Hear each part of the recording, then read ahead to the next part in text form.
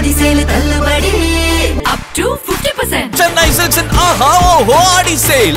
GT Holidays, South India's #1 travel brand. You know you are special when you're with GT Holidays. தெரிக்கவிடும் காரம் நிறம் சுவையை தருகிறது. ஆச்சி மிளகாய் தூள் தெரிக்கவிடும் காரம் நிறம் சுவை. நக்கீரன் நேயர்களுக்கு வணக்கம். இன்று நம்முடன் கருத்துக்களை பகிர்ந்து கொள்ள இணைந்திருக்கிறார் தமிழ்நாடு முற்போக்கு எழுத்தாளர்கள் மற்றும் கலைஞர்கள் சங்கத்தின் கடலூர் மாவட்ட பொறுப்பாளர் பால்கி அவர்கள். வணக்கம் சார். வணக்கம். நக்கீரன் ஆசிரியர் குழு மற்றும் வாசகர்களுக்கு பால்கியின் அன்பு வணக்கங்கள். ஆளுநர் மாளிகையில் மருத்துவ தினத்தை ஒட்டி மருத்துவர்களுக்கு சிறப்பு செய்யப்பட்டிருக்கு. அப்படி அவங்க கொடுக்கப்பட்ட விருதில் இல்லாத திருக்குறள் ஒன்றை அதில் பதிவிட்டிருக்கிறாங்க அப்படிங்கிறது குற்றச்சாட்டு.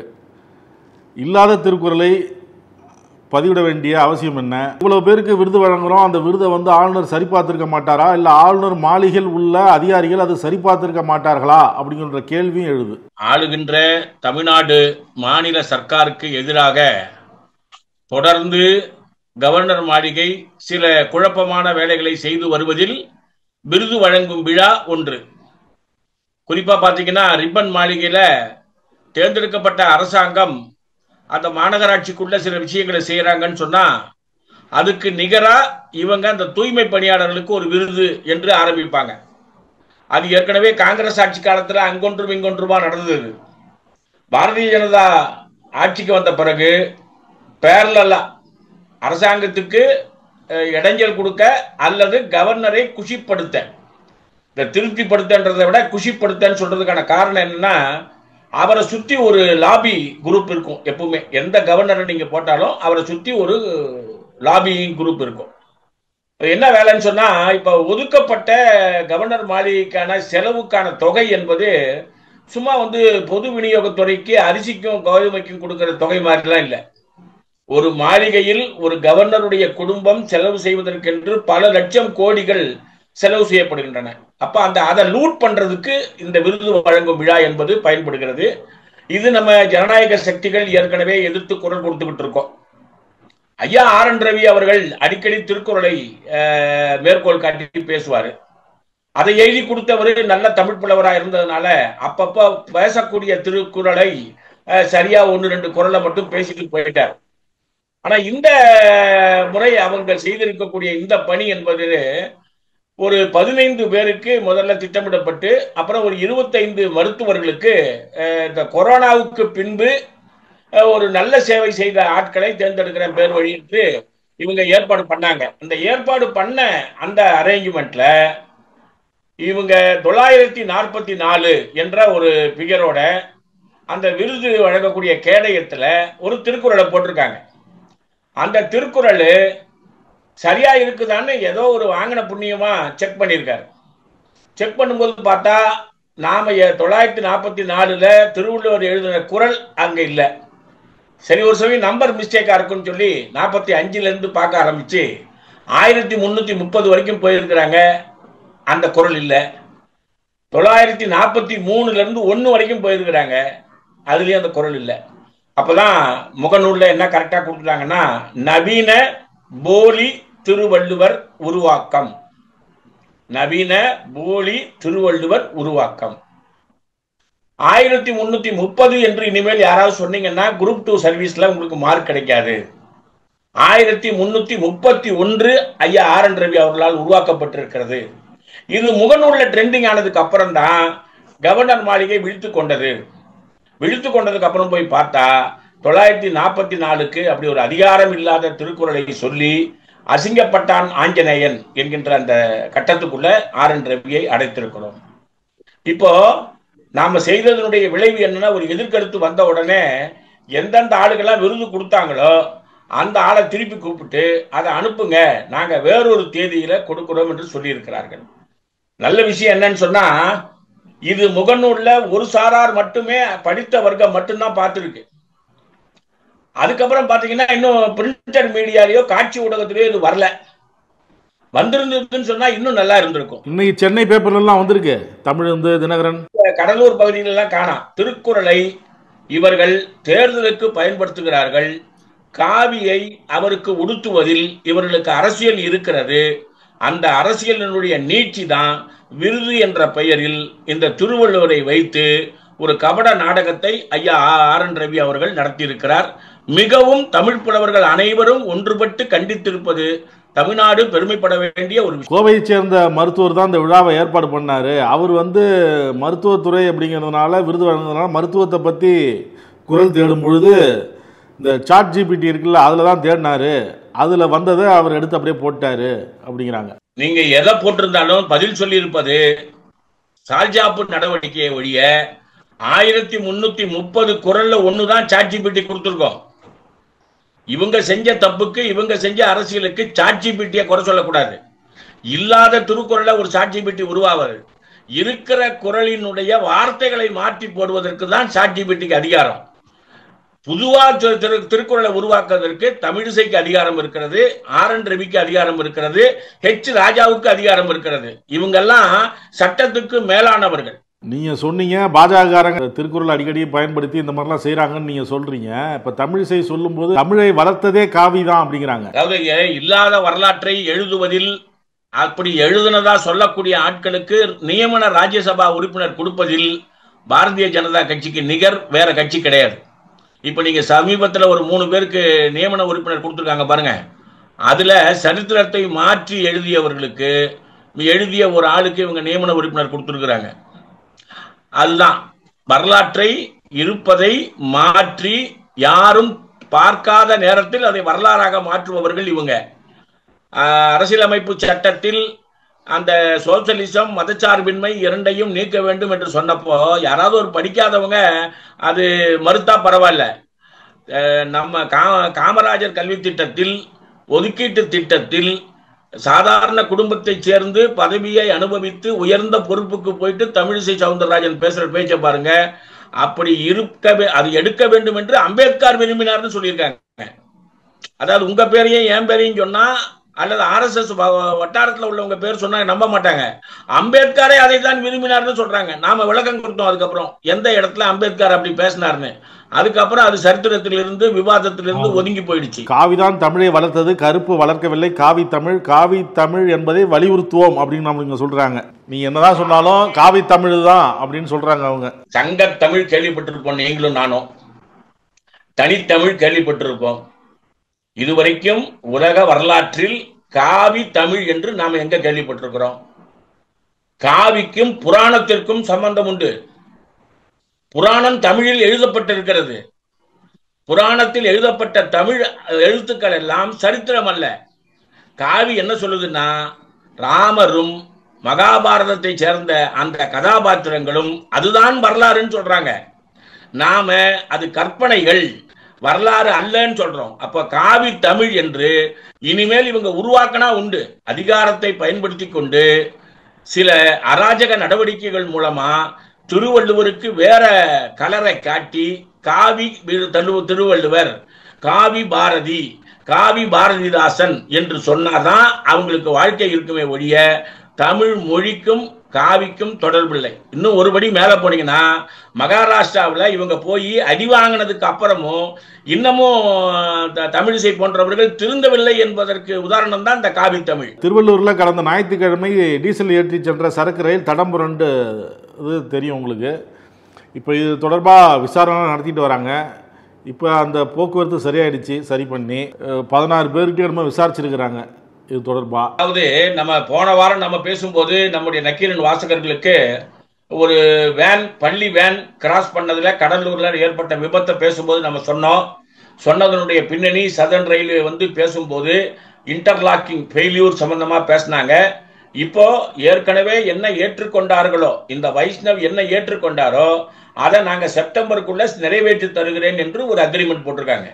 அது என்னன்னு சொன்னா, இன்டர்லாக்கிங் ஃபெயில் ஆகிற இடத்துல அலாரம் வரும். நாம ஏற்கனவே பேட்டியில சொன்ன பாயிண்ட் அது. அதை இப்ப அவரு டைம் கேட்டு ஏற்பாடு பண்ணியிருக்காரு. திருவள்ளூர்ல நடந்த விபத்து என்பது அது ரயில் விபத்துன்னு நீங்க சொன்னது தப்பு இல்லை. தடம் புரண்டது என்பது டிராக் நல்லா இருந்து டேங்கர்ல கோளாறா இருந்தா தடம் புரளும். டேங்கர்ல பெட்ரோல் டீசல் போகுது. அந்த பெட்ரோல் டீசல் போகும்போது ரயில்வே டிராக்ல விரிசல் இருக்கா என்று பார்க்க வேண்டும். விரிசல் ட்ரெயின் போகும்போது பார்க்க முடியாது. அந்த பீரியாடிக் இன்டர்வல்ல நான் கிராசிங் ஜோன் என்று சொல்லக்கூடிய இடங்கள்ல அவர்கள் அந்த பணியை செய்வதில் ஆட்கள் இல்லாமையால் பல நாட்களுக்கு ஒரு தடவை அதை செக் பண்றாங்க. நல்ல வேளை டீசல் பெட்ரோல் ஏற்றிட்டு போகும்போது அது தடம் புரண்டது. மிகப்பெரிய கிராசிங் லிமிட்ல இருக்கக்கூடிய ஃபாஸ்ட் ட்ரெயின் அதே ட்ராக்ல போயிருக்கு. நம்முடைய நாட்டுக்கும் மக்களுக்கும் இருந்த ஒரு நல்ல நேரம். அப்படி விபத்துகள் நடக்கல. அப்படி விபத்து நடந்திருந்ததுன்னா உயிரிழப்புகள் எவ்வளவு ஆயிருக்கும்?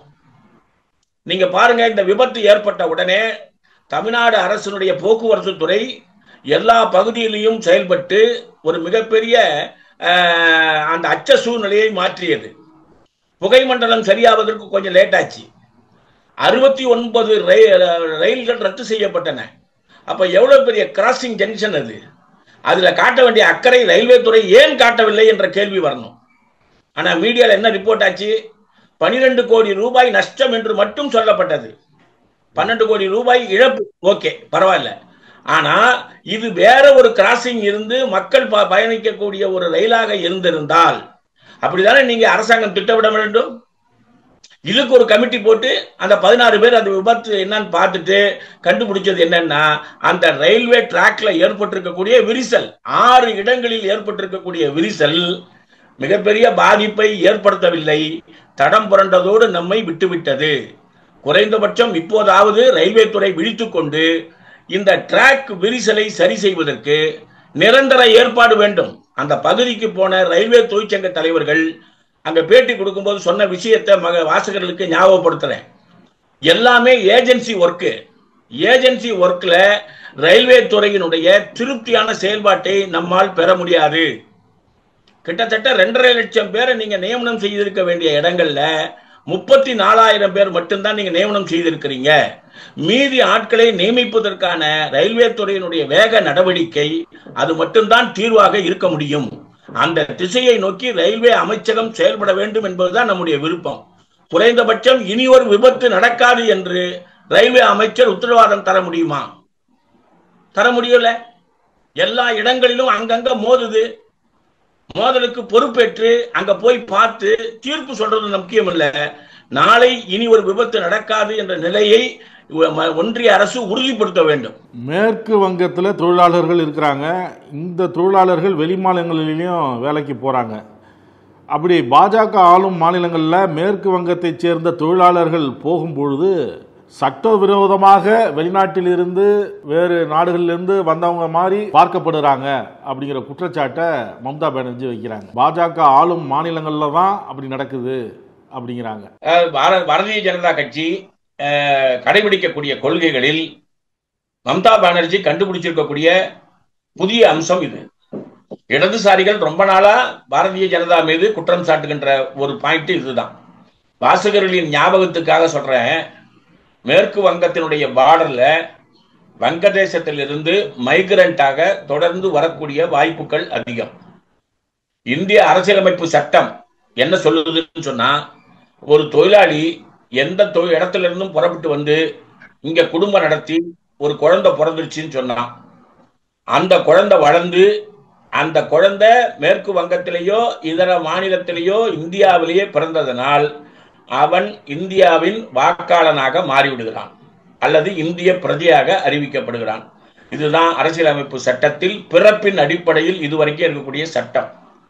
பிஜேபி மெஜாரிட்டி ஆனதுக்கு முன்பும் சரி பின்பும் சரி இனத்தின் அடிப்படையில் நான் பொது பெரியவன், நீ சின்னவன் தனித்த அடையாளம். இது இஸ்லாமியர்கள் மீது மைனாரிட்டி மீது பிஜேபி கடைபிடிக்கக்கூடிய கொள்கை.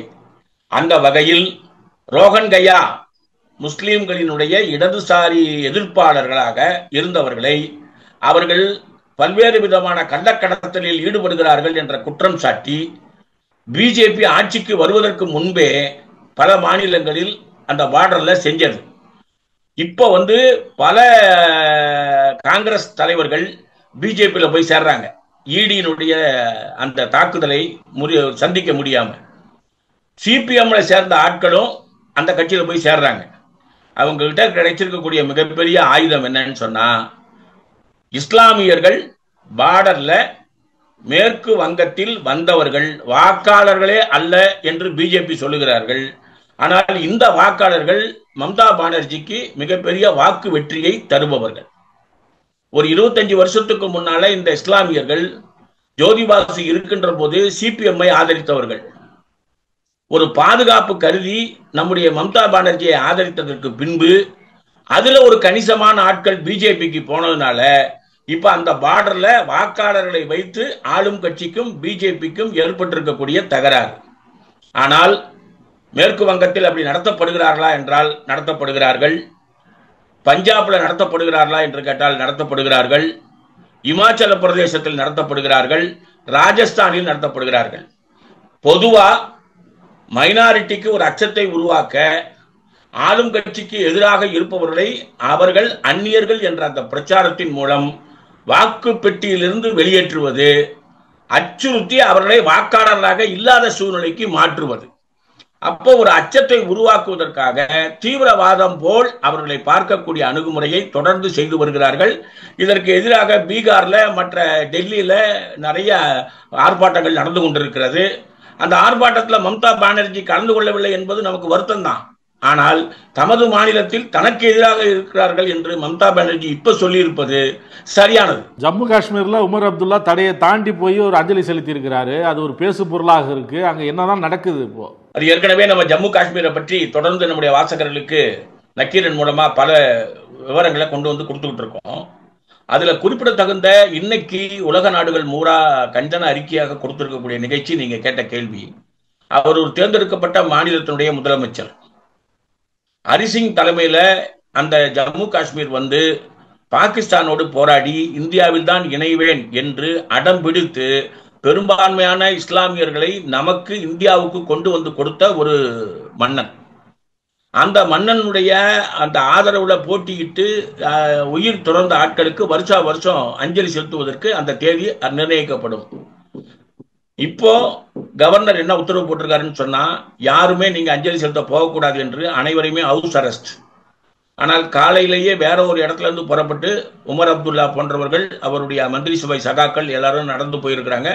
பேரிகார்டை வச்சு கவர்னருடைய போலீஸ் தடுக்கிறது. தடுத்தையும் தாண்டி போய் அஞ்சலி செலுத்தி இருக்கிறாங்க. ஒரு ஜனநாயக பூர்வமாக ஒரு மாநிலத்தினுடைய உரிமைக்காக போராடியவர்களுக்கு அஞ்சலி செலுத்துவது கூட கவர்னருடைய அலுவலகம் மிக மோசமாக நடந்து கொண்டிருப்பது தேர்ந்தெடுக்கப்பட்ட அரசை அவமதிப்பதாகும். கவர்னர் உடனடியாக ராஜினாமா செய்ய வேண்டும் என்ற குரல் ஓங்கி ஒலித்திருக்கிறது. ஒன்றிய அரசின் கைப்பாவையாக இருக்கக்கூடிய கவர்னரை உடனே பதவி நீக்கம் செய் என்று எல்லா கட்சிகளும் குரல் கொடுத்திருக்கிறார்கள், ராகுல் காந்தி உட்பட. ஒரு இந்தியாவினுடைய மிகப்பெரிய ஒரு மாநிலமாக இருக்கக்கூடிய ஜம்மு காஷ்மீர்ல பாரதிய ஜனதா கட்சி கடைபிடித்த கொள்கையின் காரணமா அங்க கவர்னருடைய ஆட்சி என்பது நடந்து கொண்டிருக்கிறது என்பதும் உரிமைகள் பறிக்கப்படுகிறது என்பதும் நமக்கு தெரிஞ்ச விஷயம். அதுக்கு ஒரு முற்றுப்புள்ளி வைக்க வேண்டும் என்றுதான் இன்றைய அந்த எதிர்ப்பு நமக்கு உணர்த்துகிறது. கருத்துக்களை பகிர்ந்துள்ளதற்கு நன்றி சார். கருத்துக்களை கேட்டமைக்கு நன்றி. வணக்கம். நக்கீரன் டிவிக்கு சப்ஸ்கிரைப் செய்யுங்கள். உங்கள் ஆதரவே எங்கள் பலம். ஆசிரியர்களுக்கு நண்பனாகவும் மாணவர்களுக்கு ஆசானாகவும் திகழும் தேர்வு வழிகாட்டி. ஒவ்வொரு பாடத்திற்கும் அனுபவமிக்க ஆசிரியர்களின் துல்லியமான தெளிவான விடைகள். CNC இருக்கு, தேர்வு பயம் எதற்கு? இது தீரன் பப்ளிஷிங் ஹவுஸ் விற்பனை வெளியீடு.